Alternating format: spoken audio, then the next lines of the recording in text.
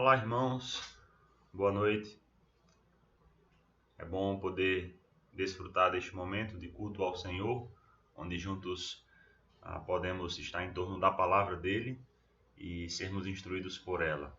Agradecemos a Deus também pelo recurso que nós temos para este dia de fazermos essa transmissão, em virtude da nossa ausência da igreja, diante de algumas atividades do seminário, como informamos aos irmãos anteriormente. Ficamos gratos ao Senhor porque Ele tem nos permitido poder estar compartilhando com os irmãos a palavra nesse momento. E a nossa oração é que o Senhor possa ser glorificado quando o povo dele, em torno da sua palavra, passar a conhecê-lo um pouco mais.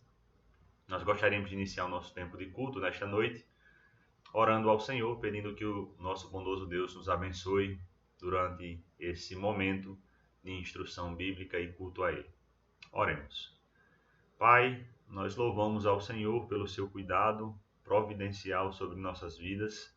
Agradecemos porque o Senhor tem se mostrado tão fiel a nós, mesmo em nossa incapacidade de permanecer fiéis ao Senhor, mesmo no nosso pecado, nas nossas muitas falhas. Nós louvamos porque o teu amor não muda por nós. Louvamos porque a salvação eterna que temos não é perdida diante das nossas ações. Louvado seja o Senhor por Jesus Cristo. E nós queremos te exaltar durante esse tempo. Queremos exaltá-lo por quem tu és, exaltá-lo também pelas obras de salvação realizadas através de Jesus. Enche-nos de alegria, Pai. Em nome de Jesus. Amém. Vamos iniciar o nosso tempo de culto cantando? Convido os irmãos a nos acompanharem no hino de número 1 do cantor cristão, que tem por título Antífona.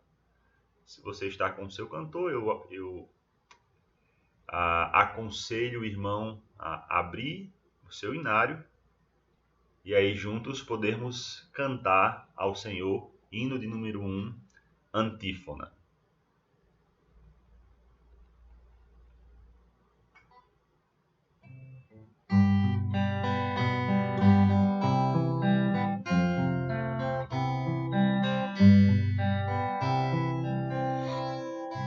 A ti, ó Deus, fiel e bom Senhor, eterno Pai, supremo benfeitor, nós os teus servos vimos dar louvor. Aleluia, aleluia. A ti, Deus Filho, Salvador Jesus, da graça fonte, da verdade a luz, por teu amor medido pela cruz. Aleluia, aleluia.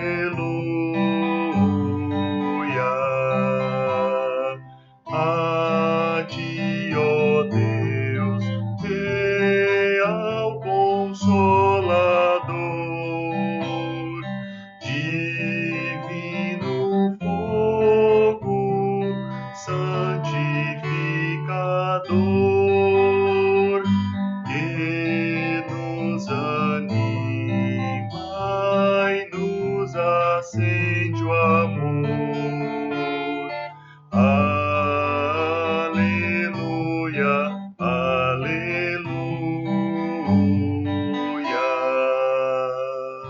A ti, Deus Trino, poderoso Deus, que estás presente sempre junto aos teus, a ministrar as bênçãos lá dos céus.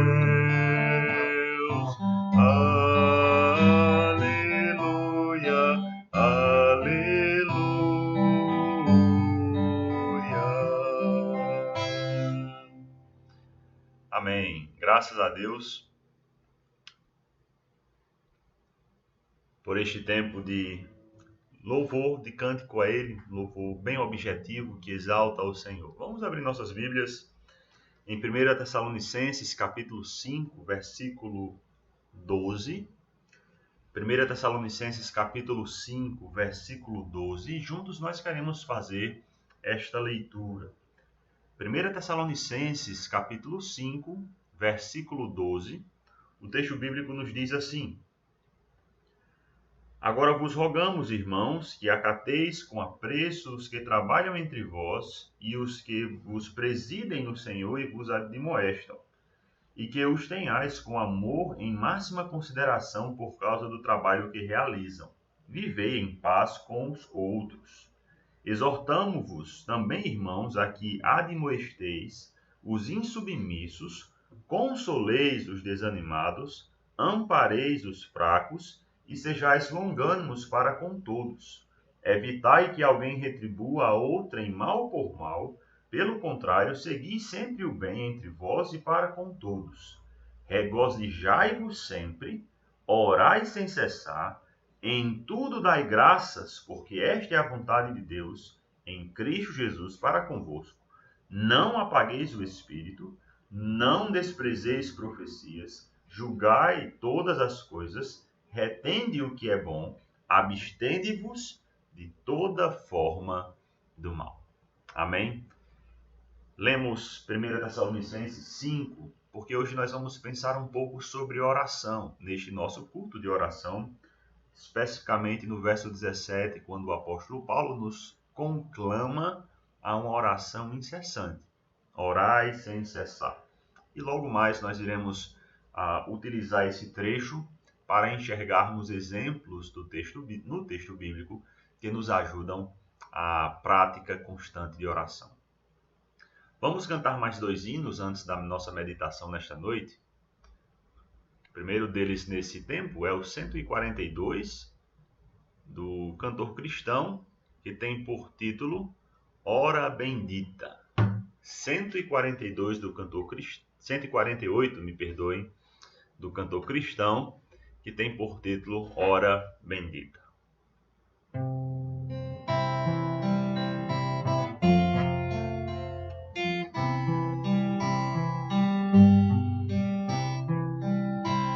Bendita hora de oração, pois traz-nos paz ao coração e sobrepuja toda dor, trazendo auxílio do Senhor em tempos de perturbação, na dor maior, na tentação. Procurarei com mais fervor a comunhão com o Senhor. Procurarei com mais fervor a comunhão com o Senhor. Bendita hora de oração, produto só da devoção, que eleva ao céu o seu odor, em doce cheiro ao meu Senhor.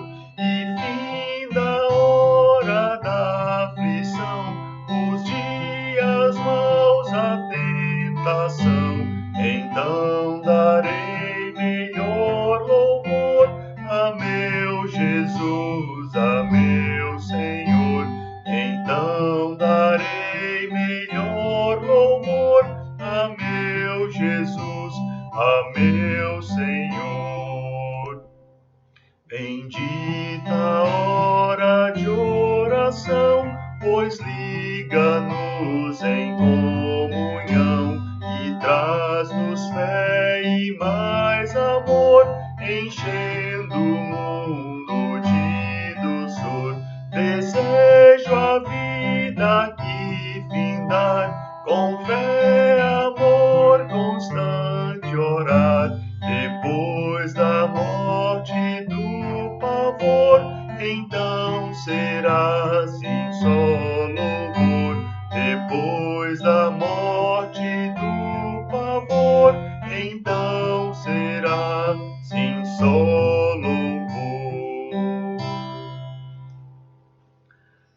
graças a Deus, que os nossos corações sejam enchidos com essa doce esperança, né?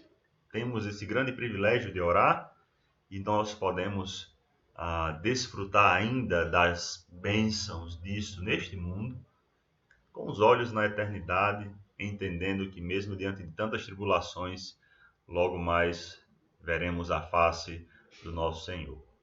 O próximo hino que nós queremos cantar é o 155, do cantor cristão também, tem por título O Grande Amigo.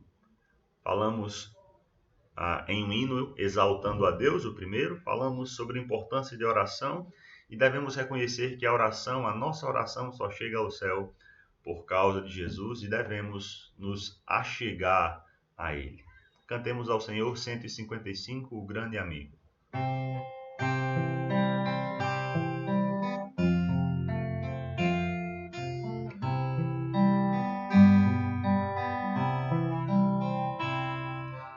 Em Jesus, amigo, temos mais chegado que o irmão. Ele manda que levemos tudo a Deus em oração. Oh, que paz perdemos sempre! Oh, que dor no coração! Só porque nós não levamos tudo a Deus em oração. Temos lidas e pesares e na vida tentação. Não ficamos sem conforto, indo a Cristo em oração. Haverá um outro amigo de tão grande compaixão. Os contritos Jesus Cristo sempre atende em oração. E se nós desfalecemos, Cristo estende-nos a mão, pois é sempre a nossa força e refúgio em oração. Se este mundo nos despreza, Cristo é nosso em oração. Em seus braços nos acolhe e nos dá consolação. Amém. Graças a Deus. Vamos baixar nossas cabeças e orarmos nesse instante. Senhor Deus, obrigado pelos belos hinos que cantamos. Ajuda-nos agora em nosso tempo de meditação. Que o Senhor seja glorificado quando o teu povo se volta para a tua palavra. Em nome de Jesus que nós oramos. Amém. Creio que os irmãos entendem comigo que a oração é uma das nossas responsabilidades. A oração é uma disciplina básica para o nosso crescimento espiritual e conhecimento da vontade de Deus. Se eu e você desejamos ser como Cristo, nós devemos orar. Sabemos que oração, e como sempre instruímos, oração é algo que se aprende. E desfrutamos da certeza que as nossas orações são atendidas e respondidas. Deus, em sua infinita graça e misericórdia, nos ouve e a partir disso nós podemos desfrutar das suas dádivas ou do seu silêncio ou de uma palavra de espera. Só que você já se perguntou onde você encontra a primeira oração da Bíblia? O Antigo Testamento é onde encontramos um grande celeiro de orações na Bíblia, pois foi onde a prática de oração foi iniciada e onde podemos obter uma revelação completa e abrangente sobre este tema. Neste testamento, encontramos vários registros de pedidos de orações, respostas e frutos da oração. É interessante nós pensarmos que o fato de Paulo nos escrever em 1 Tessalonicenses 5,18, 17, melhor dizendo, o texto que nós já lemos, a orai sem cessar, nos deve levar a perceber que esta instrução não surge a partir do apóstolo Paulo. Pelo contrário, essa instrução já vem sendo passada geração após geração. Isso nos remete ao Antigo Testamento. É claro que no Novo Testamento nós temos um amplo registro de evidência com base no Antigo Testamento sobre a eficácia da oração, que é um canal de comunicação entre Deus e o homem. A maior lição que nós aprendemos ao observar esta realidade é que esses homens santos do passado, do Velho Testamento, venceram os grandes desafios de sua vida por causa da confiança inabalável que possuíam no Senhor, sendo isto expresso em suas vidas de devoção e oração a Ele. E aqui nós podemos já fazer um pouco de reflexão. Eu não sei quais são os seus problemas, eu não sei quais são as suas grandes lutas. Talvez de alguns eu saiba por já termos conversado, mas, queridos, será que eu e você estamos sendo pessoas crentes como estes santos do passado, que venceram as suas grandes lutas e desafios a partir de uma vida de devoção e oração a Deus? Como nós temos buscado vencer ou obter respostas para os problemas dos nossos dias? O grande desafio para as nossas vidas é entendermos a necessidade da oração. Por isso, Paulo diz: orai sem cessar. A oração dos patriarcas e profetas era mais do que recitar frases repetidas ou bonitas. Na verdade, a oração para eles era um derramamento do coração, e esse é o título da nossa mensagem: um coração derramado. Quando nós oramos, irmãos, é como se os nossos corações estivessem como um cântaro jorrando água diante de Deus. Como se os nossos corações estivessem fluindo em direção ao Senhor. Diante dos perigos, perseguições, dores e privações, estes santos do passado naturalmente se voltaram para Deus em sua necessidade, acreditando que Ele era capaz de redimi-los de todas as suas angústias. Não somente angústias físicas, mas também angústias espirituais. Se eles sabiam um pouco da filosofia da oração, eles certamente sabiam muito sobre o poder da oração. É bem possível que eles não tivessem o mesmo conhecimento que nós temos progressivamente de Deus, da história, de Jesus Cristo.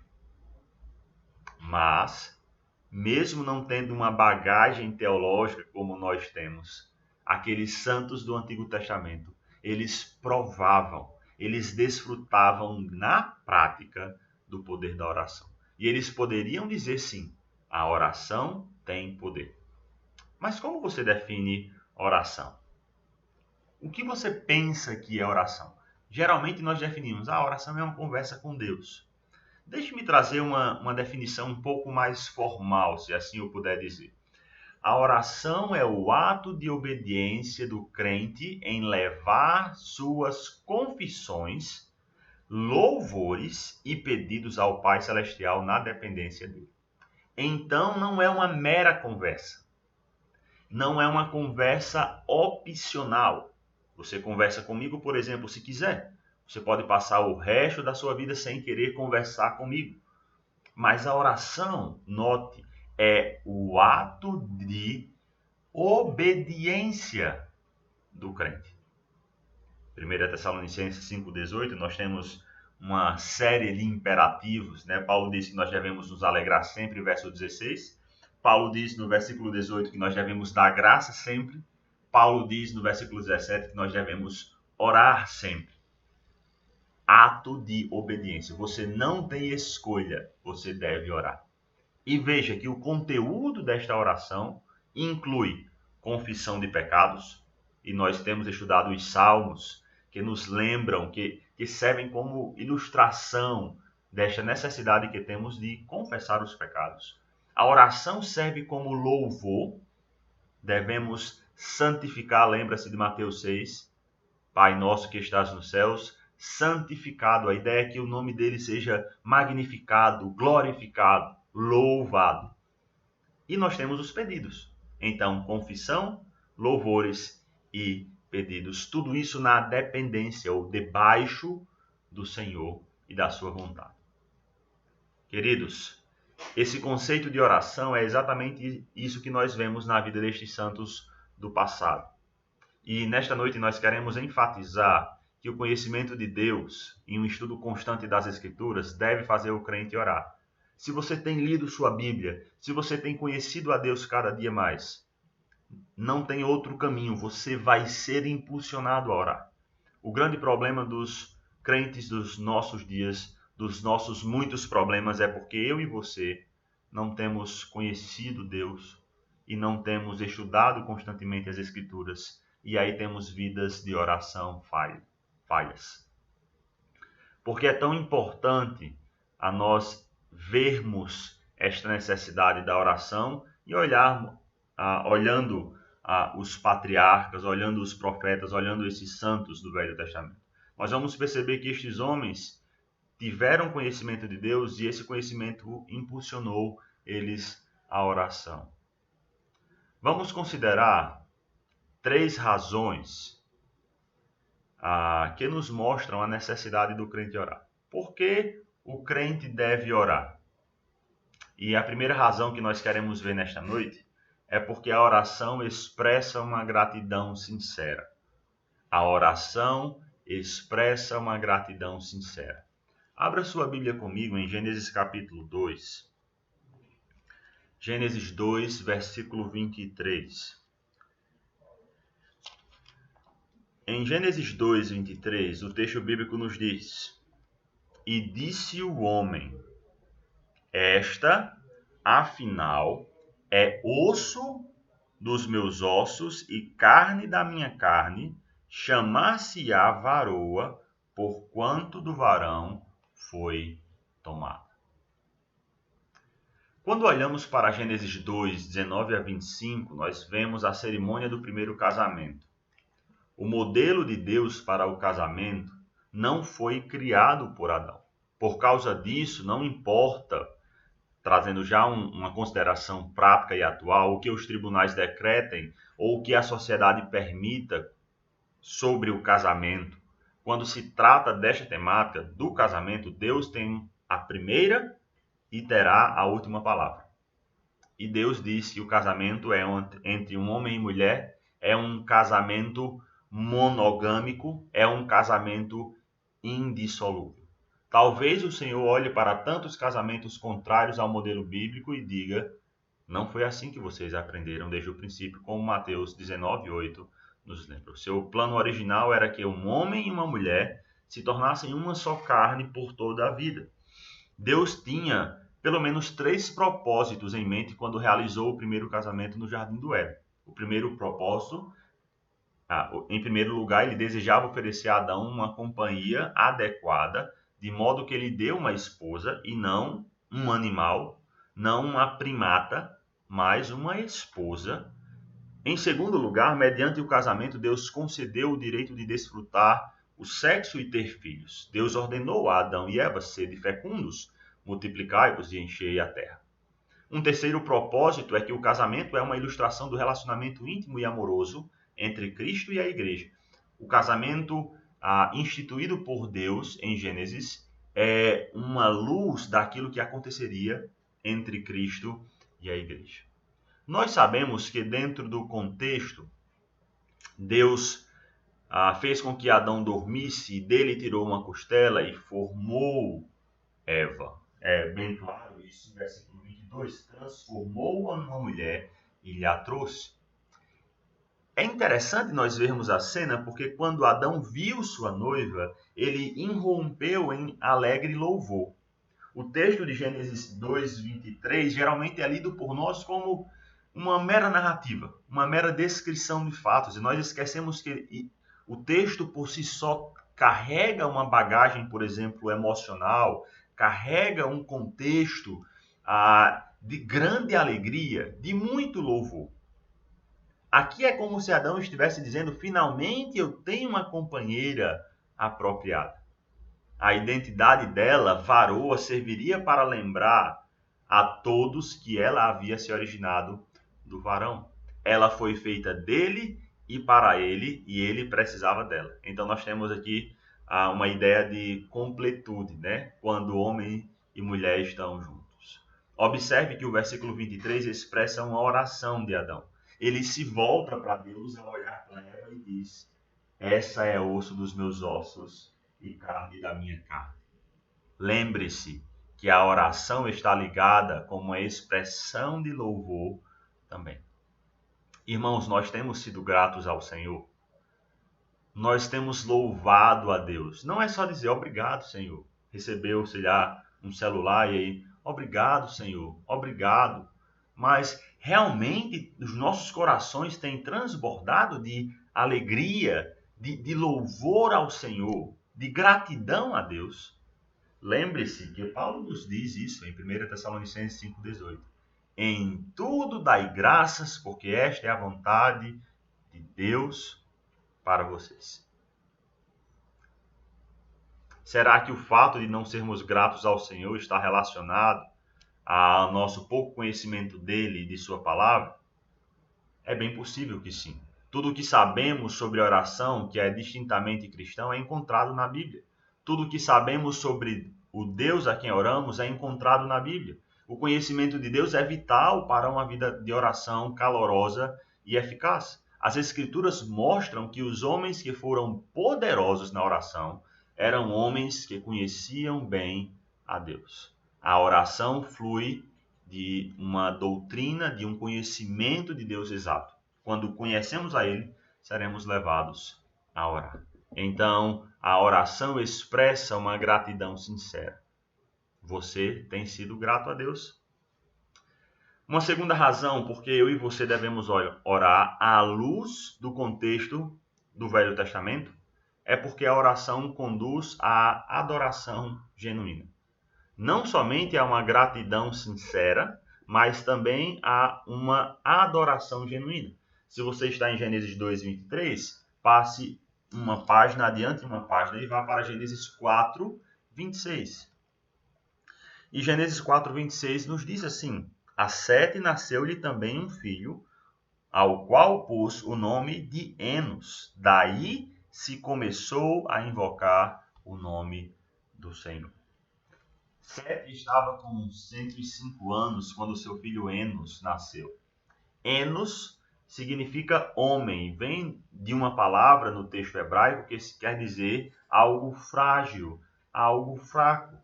É o termo usado para identificar o ser humano, que enfatiza quão frágeis e fracos nós somos. Mas, irmãos, há algo extraordinário registrado em relação ao nascimento deste menino.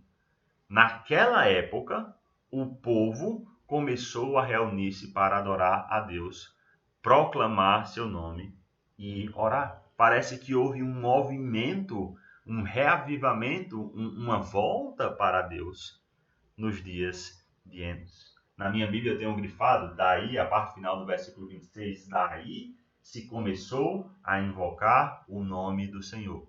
Parece-nos que o autor bíblico está dizendo que após o pecado de Adão, os seus descendentes, sendo especialmente guiados por Caim, não foram pessoas que desenvolveram um relacionamento com Deus. Eles se afastaram, se rebelaram de Deus. E nós vemos que com Sete se começou a invocar o nome do Senhor. os descendentes piedosos de Sete davam glórias ao nome do Senhor, enquanto que os descendentes perversos de Caim faziam o que era mal ao Senhor. Você pode ver versículo 23 e 24, Lameque, um dos descendentes de Caim, diz: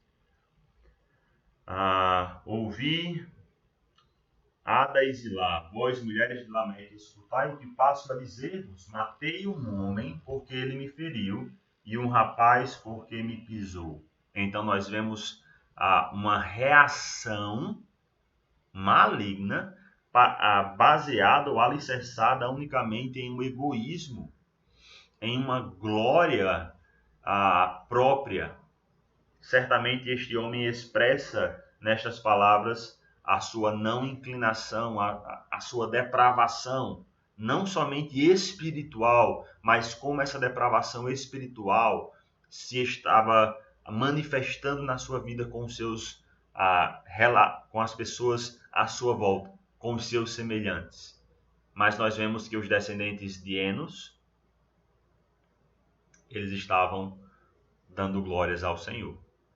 Devemos lembrar, irmãos, que os dias de Enos eram dias difíceis. Nós não podemos achar que, não, esses tempos era tudo muito bom, muita maravilha. Nos primeiros anos de existência humana, o povo já andava distante de Deus. Mas nós vemos intencionalmente o autor bíblico destacar que durante esse período voltou o culto a Deus, nos dias de Enos. Irmãos, pensando nisso, será que em nossas orações estamos adorando a Deus genuinamente? Será que quando nos aproximamos de Deus para orar, estamos realmente santificando Ele, como Jesus ensinou em Mateus capítulo 6? Santificado seja o teu nome. Será que estamos realmente glorificando ao Senhor, por exemplo, com os nossos pedidos? Ou será que as nossas orações expressam os nossos desejos pecaminosos e egoístas? Onde Deus não é exaltado, mas onde eu sou exaltado pelos meus feitos, onde eu sou o centro da oração e onde os meus pedidos, quando não são atendidos, me levam muitas vezes a rejeitar a prática de oração. Lembre-se do que Tiago falou. Tiago 4, 2 e 3. Nada tendes porque não pedis. Pedis e não recebeis, porque pedis mal para esbanjardes em vossos prazeres. Essa é a típica oração que não adora a Deus. Uma oração que é centralizada no homem. Uma oração que está relacionada a prazeres carnais. Uma oração que visa um deleite a partir de prazeres carnais. A oração deve nos levar a uma adoração genuína ao Senhor. Primeira razão que nós vimos, que a oração expressa uma gratidão sincera. Segunda razão, a oração conduz à adoração genuína. A terceira razão é que a oração revela um coração devoto. Adiante sua Bíblia para Gênesis capítulo 5, versículo 21 a 24, e nós já até mencionamos esse texto recentemente em nossa igreja. Gênesis 5, 21 e 24, o texto nos diz: Enoque viveu 65 anos e gerou a Metusalém. Andou Enoque com Deus, e depois que gerou a Metusalém, viveu 300 anos e teve filhos e filhas. Todos os dias de Enoque foram 365 anos. Andou Enoque com Deus, e já não era, porque Deus o tomou para si. Aqui nós observamos, quando chegamos em Gênesis 5, que parece-nos que o texto vai trazer mais uma, ou talvez a primeira genealogia que nós consideramos como sem valor. Nós não atribuímos muito valor a listas genealógicas. Mas quando de fato a observamos bem a fundo, percebemos seu grande valor. Algo que nós devemos notar em Gênesis 5, em meio à genealogia de Adão, é que ocorre 8 vezes a expressão "e morreu". Adão não foi criado para morrer, mas se ele comesse da árvore, certamente morreria. Ele comeu da árvore e certamente morreu. E os seus descendentes, que herdaram a sua queda, a sua natureza pecaminosa, herdaram a culpa do seu pecado e por isso eram também culpados, morreram. O texto de Gênesis 5 destaca isso. Por que será que essa expressão se repete tanto no capítulo? Se você voltar para Gênesis 2, 16 e 17, o homem, como falei, ele não foi criado para isso, e se ele cometesse o delito, ele de fato morreria. E isso traz luz ao que Paulo fala lá em Romanos 6, 23. O pecado do homem gera morte física e espiritual. Romanos 6, 23 nos lembra, porque o salário do pecado é a morte. O justo pagamento pela prática do pecado é a morte. Mediante esta genealogia que está mostrando a consequência primária do pecado, a morte, aparece um homem distinto. Um homem que está, se nós pudermos usar uma expressão que tem sido muito falada em nossos dias, em outro patamar. Não porque ele é melhor do que os outros, mas porque ele conhece o seu Deus profundamente. Este homem, como o texto destaca, é Enoque. E o nome Enoque significa dedicado, alguém que é voltado para algo. Nós não temos muitas informações sobre Enoque, nem sobre sua profissão, nem sobre suas posses, mas o que temos na Escritura são informações muito valiosas de um homem que amava a Deus. É digno nós notarmos que Enoque era da quinta geração na linhagem de Sete, filho de Adão e Eva, que ocupou o lugar de Abel, morto por Caim. Nós enxergamos que Deus, à luz de Lucas capítulo 3, quando traçamos a genealogia de Jesus, voltando até Adão, nós observamos que Adão gerou Sete, e Sete foi escolhido para ser o primeiro na ascendência do Messias. E nós percebemos que este Enoque também era da descendência de Enos, filho de Sete. Nos dias do nascimento de Enos, começou a ser invocado o nome do Senhor, como mencionamos, e levando em consideração que Enos conheceu Enoque, este deve ter sido ensinado a invocar o nome do Senhor. Enoque deve ter sido ensinado pelo seu antecessor, Enos, que viveu 905 anos, a adorar, a invocar a Deus, a ser devoto a Ele. E aí nós, mais uma vez, fazemos uma reflexão. Como estamos ensinando as próximas gerações? Será que nós temos instigado os nossos filhos a orar, a serem crianças que oram ao Senhor? O que nós vamos enxergar com Enoque é que a maioria dos descendentes seus permaneceu fiel ao Senhor e o adorava. Seguiu o exemplo deste homem. Expressou devoção ao Senhor. A humanidade nos dias de Enoque não era muito diferente dos dias de Enos. Nós temos uma decadência moral. Nós temos uma ampliação de pecado. Nós podemos notar isso. Nós podemos ver que Enoque está entre o capítulo 4 e o capítulo 6, onde 4 nós temos um pouco da descrição da genealogia de Caim e como a descendência era perversa. Nós temos um ponto de luz de uma descendência que começa a adorar o Senhor, mas nós temos no capítulo 6 um dilúvio global que destrói toda a terra. Então nós vemos que os homens no tempo de Enoque estavam distantes de Deus. Nós temos uma progressão da maldade sobre a terra.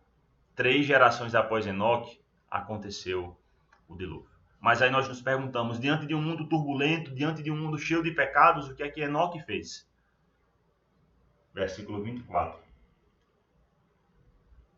e 22. Andou Enoque com Deus. Versículo 24. Andou Enoque com Deus. Andou com Deus. O que nós podemos fazer diante de um mundo cheio de pecado?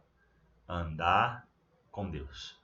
O que eu devo fazer para ter uma vida devota ao Senhor? Andar com Deus. É interessante que o autor aos Hebreus 11:5, diz que Enoque obteve testemunho de haver agradado a Deus. Olha, irmãos, temos tantos homens descritos no texto bíblico, mas é de Enoque que se fala que ele obteve testemunho de haver agradado a Deus. Nós podemos pensar um pouco nessa expressão andar com Deus. Andar com Deus não significa viver em uma clausura, viver fechado em isolamento, num mosteiro, expressando que tem intimidade com Deus, não. Andar com Deus é ter intimidade com Ele, mesmo que você viva em um mundo iníquo. Isso não é um caminho fácil, mas andar com Deus será um caminho com muitos obstáculos, com muitos espinhos, porque nós temos uma natureza dentro de nós, nós temos um mundo à nossa volta que estará nos seduzindo, estará nos puxando. O verbo andar tem o sentido de caminhar proximamente, caminhar junto. Aqui é um sentido de proximidade, de comunhão. Enoque desfrutava de uma comunhão íntima com o Senhor. Por isso nós devemos dizer que andar com Deus significa, primeiramente, um encontro, uma vida de comunhão e uma vida alinhada com os propósitos de Deus. Isso implica em uma compreensão que eu estou na presença de Deus 24 horas por dia. Eu não estou na presença de Deus somente quando eu estou na igreja, somente quando eu estou com a Bíblia, mas eu estou na presença dele 24 horas por dia. Andar com Deus é tornar-se cada dia mais parecido com Ele. Note que a fé foi a característica básica da vida de Enoque. Enoque possuía uma tremenda confiança em Deus e em sua palavra. Pela fé, Enoque estava unido a Deus. Tornou-se muito próximo do Senhor. E isto agradou a ele. Quais foram os resultados desta devoção de Enoque? O versículo diz 24: e já não era, porque Deus o tomou para si. Em vez de encontrarmos o registro da morte de Enoque, um funeral gigantesco por causa de um grande testemunho, nós encontramos que Enoque não passou pela morte, ele foi trasladado para o céu. Mesma ideia acontece com Elias em 2 Reis 2, 3 a 5. Enoque e Elias foram trasladados para o céu. Eles foram levados diretamente ao céu, sem morrer. E aí eu mencionei há poucos dias em nossa igreja, imagine os familiares de Enoque procurando ele nos lugares que ele costumava ir, ou que ele se retirava para orar, mas não encontraram porque Deus o havia tomado. É bem possível que eles tenham recebido algum tipo de instrução ou compreensão de que Enoque estava no céu. Enoque recebeu como primeiro resultado essa trasladação. Eu ia dizer esse rapto, né? Mas aí poderia confundir com a ideia de arrebatamento. Essa trasladação, ele foi levado para o céu. Um segundo resultado que nós devemos destacar com respeito à devoção de Enoque é que este homem entrou na genealogia de Jesus. Ele é mencionado como um ancestral de Jesus Cristo. 2 grandes resultados ou bênçãos, dádivas que esse homem tomou ou recebeu para si. Irmãos, como está o nosso coração diante do Senhor? Será que o nosso coração está sendo devoto a Ele, está sendo pronto para abrir a nossa própria vida para fazer a vontade de Deus? Em nossas orações, a nossa devoção é nítida, nós pedimos que a vontade de Deus seja feita. É claro, nós temos nossa vontade, mas nós estamos submissos a ela. Mesmo se a situação é muito grave, nós descansamos na vontade soberana de Deus. Ou nós muitas vezes estamos expressando devoção a nós mesmos, desejando que os nossos pedidos sejam feitos, que a nossa vontade seja feita, e ficamos muitas vezes frustrados quando as coisas não saem como nós queremos. Estávamos orando por uma viagem, planejamos a viagem não aconteceu e nós entramos em pânico, frustrados. Isso não é oração com respeito à vontade de Deus. Irmãos, para nós fecharmos o nosso tempo de meditação. Você orou esta semana? Eu gostaria de colocar sobre você essa responsabilidade diante da nossa meditação nesta noite, que você possa ser levado a orar mais, porque é sua responsabilidade, é seu dever, é nossa responsabilidade cristã. Se nós não conseguimos orar mais, ter mais tempo com Deus, aí nós fazemos uma pergunta: será que isso está acontecendo porque eu não tenho conhecido bem ao Senhor? Será que eu não tenho conhecido Deus pela palavra, pelo meu relacionamento com Ele? Se você tem dificuldade de orar, pode ser que exista uma falha em sua relação. Pode ser não. Existe uma falha em sua relação com Deus. Existe uma falta de conhecimento e dependência de Deus. Existe uma falta de conhecimento da palavra de Deus. Jesus nos ordenou orar, nos deu um modelo para orar. É nossa responsabilidade fazer. Lembre-se, o conhecimento de Deus e um estudo constante das Escrituras deve fazer o cristão orar. A oração expressa gratidão sincera, a oração conduz à adoração genuína, a oração revela um coração devoto. Amém? Vamos orar? Obrigado, Senhor, pela meditação em sua palavra, que os nossos corações sempre tenham alegria quando ouvimos e somos desafiados por ela. E especialmente neste momento nós rogamos que, como cristãos, nós possamos desenvolver nossa vida de oração, entendendo que é nossa responsabilidade, mas não nos deixe entrar em um legalismo religioso, praticando oração de modo errado. Que a oração possa fluir dos nossos corações por causa de um conhecimento correto do Senhor e de um relacionamento contigo através da sua palavra. Esta é a nossa oração, meu Deus. Em nome de Jesus. Amém. Então, irmãos, com isso nós concluímos o nosso tempo de culto hoje, um pouco mais breve. Também nós não teremos tempo de pedidos de oração, mas alguns pedidos podemos lembrar para os irmãos a terem em suas mentes, como a saúde do irmão Ageu, como nós mencionamos no domingo, a irmã Dorinha pediu por isso. Dar graças a Deus também pela alta da irmã Cleide, que nós estávamos orando por ela, eu compartilhei com o grupo da igreja. Orem por isso e louvem a Deus por isso. Estejam orando por estes eventos relacionados ao seminário e à finalização do semestre, o banquete, formatura e a reunião do conselho, quinta, sexta e sábado, para que o Senhor possa dirigir todas estas programações. Lembrem dos outros irmãos em oração. Após esse tempo de culto, você pode juntar-se com sua família e ter um tempo de oração, compartilhar pedidos e todos orarem juntos, não somente para fortalecer o laço familiar, mas para que a família esteja lembrando de outras famílias da igreja. Lembrem-se daqueles irmãos que estão distantes, estão frios, longe do Senhor, aqueles que estão desviados, para que o Senhor possa também aquecer seus corações com uma palavra. Orem também pelas famílias que têm chegado em nossa igreja, algumas pessoas novas, que nós possamos estar não somente acolhendo estas pessoas, mas cooperando com o seu crescimento espiritual. Então, se os irmãos tiverem outros pedidos, podem fazer isso em casa, nesse tempo familiar de oração após o culto. Que Deus abençoe a todos. Esperamos revê-los na sexta-feira. Lembrando, às 19h30 nós temos solenidade de formatura do seminário e todos estão convidados para participar. Boa noite a todos. Que o Senhor os abençoe.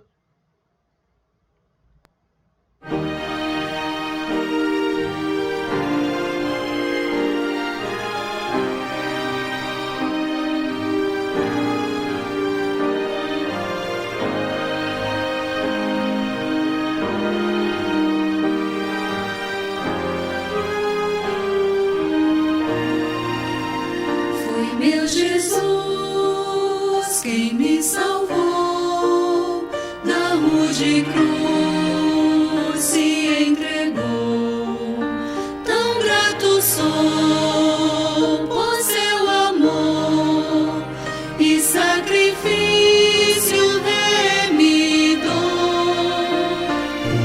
isso eu louvo ao bom Deus, que o seu Filho ofereceu por mim tão pobre pecador.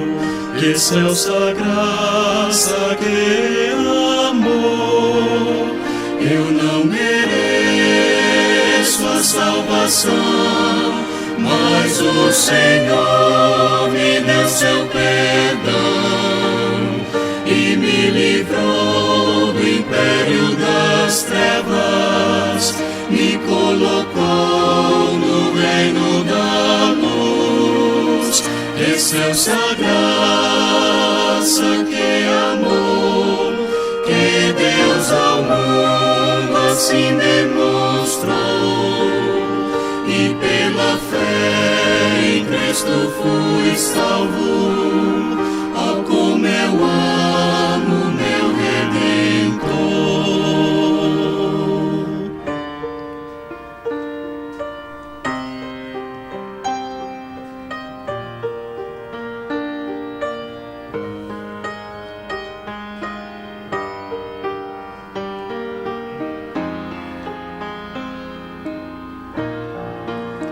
Na esperança vivo eu de habitar no lar do céu.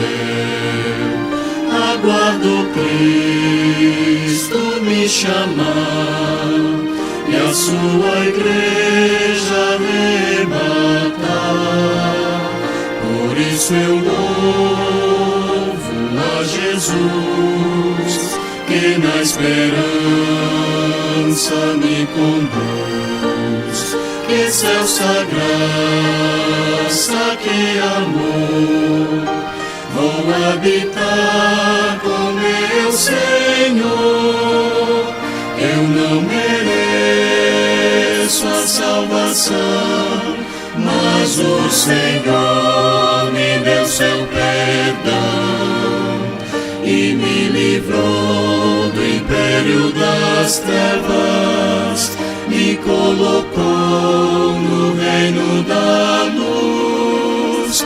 Excelsa graça, que amor, que Deus ao mundo assim demonstrou, e pela fé em Cristo fui salvo.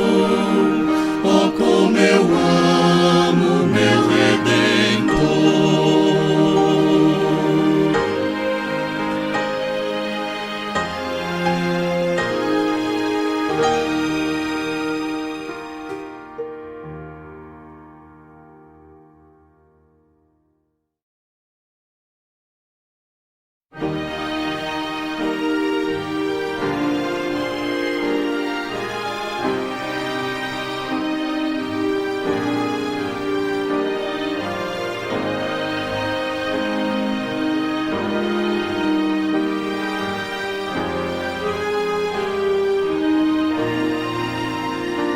Meu Jesus, quem me salvou, da rude cruz se entregou. Tão grato sou por seu amor e sacrifício remidor.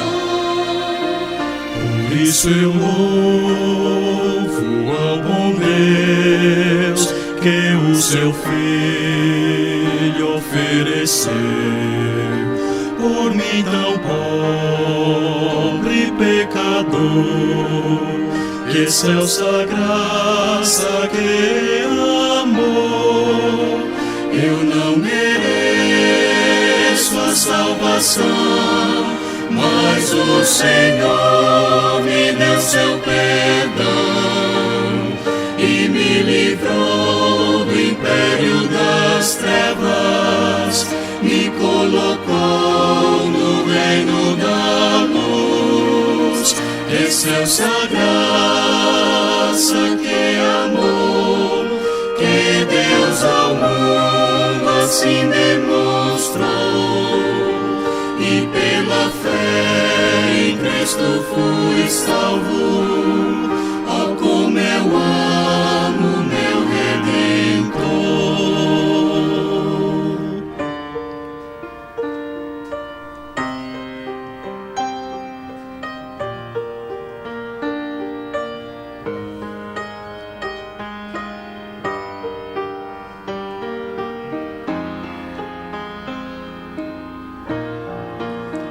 Na esperança vivo eu de habitar no lar do céu. Aguardo Cristo me chamar e a sua igreja arrebatar. Por isso eu louvo a Jesus, que na esperança me conduz. Que excelsa graça, que amor, vou habitar com meu Senhor.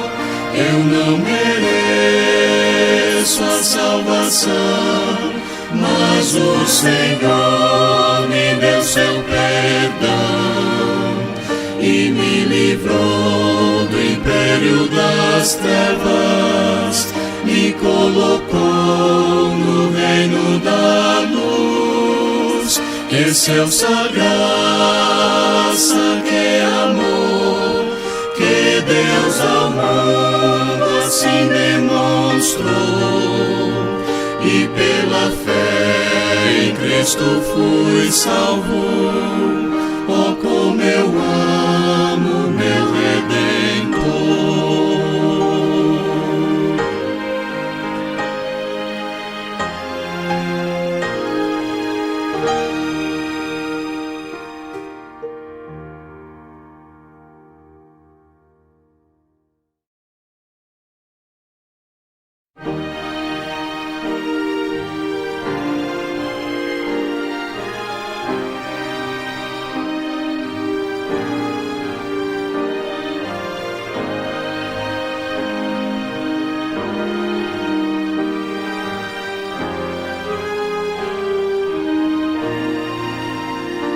Meu Jesus, quem me salvou da rude cruz, se entregou. Tão grato sou por seu amor e sacrifício remidor. Por isso eu louvo ao bom Deus, que o seu Filho ofereceu por mim tão pobre pecador. Que excelsa graça, que amor, eu não mereço a salvação, mas o Senhor me deu seu perdão e me livrou do império das trevas, me colocou no reino da luz. Que excelsa graça, que amor, que Deus ao mundo assim demonstrou, e pela fé em Cristo fui salvo. Oh, como eu amo meu Redentor.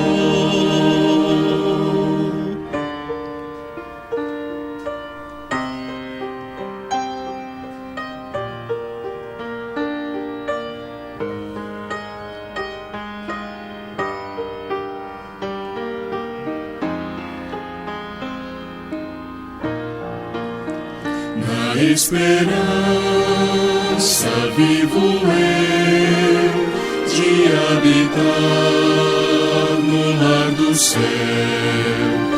Aguardo Cristo me chamar e a sua igreja arrebatar.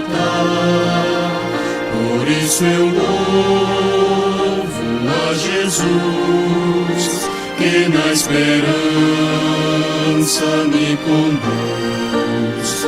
Que excelsa graça, que amor, vou habitar com meu Senhor. Eu não mereço a salvação, mas o Senhor me deu seu perdão e me livrou do império das trevas, me colocou no reino da luz. Que excelsa graça, que amor, que Deus ao mundo assim demonstrou, e pela fé em Cristo fui salvo. Oh, como eu amo meu Redentor.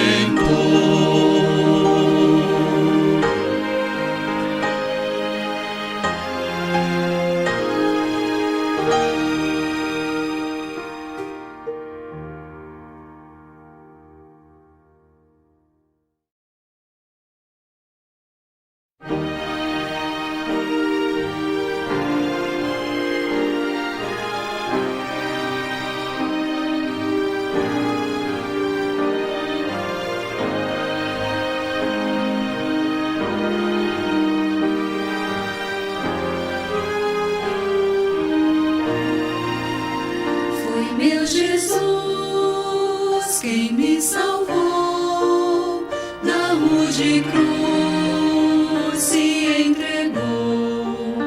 Tão grato sou por seu amor e sacrifício remidor. Por isso eu louvo ao bom Deus, que o seu Filho ofereceu por mim tão pobre pecador. Que excelsa graça, que amor, eu não mereço a salvação, mas o Senhor me deu seu perdão e me livrou do império das trevas, me colocou no reino da luz. Que excelsa graça, que amor, que Deus ao mundo assim demonstrou, e pela fé em Cristo fui salvo. Oh, como eu amo